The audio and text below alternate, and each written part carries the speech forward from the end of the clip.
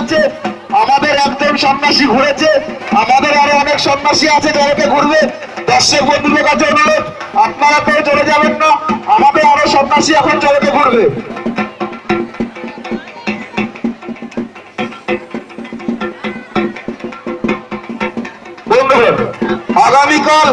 আগামীকাল শুভ নববর্ষের শুভ সন্ধ্যায় মোশনের মাঠ আদর্শ সংঘের পরিচালনায় অনুষ্ঠিত হতে চলেছে সম্পূর্ণ বহিরাগত শিল্পীর সমন্বয়ে এক প্রাণ ডান্স হাঙ্গামা।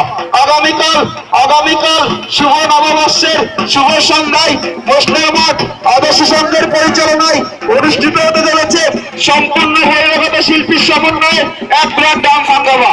আগামী 2রা বৈশাখের শুভ সন্ধ্যাতে সম্পূর্ণ বহিরাগত শিল্পীর সমন্বয়ে আরেক বিরাট ডান্স হাঙ্গামার আয়োজন করা হয়েছে।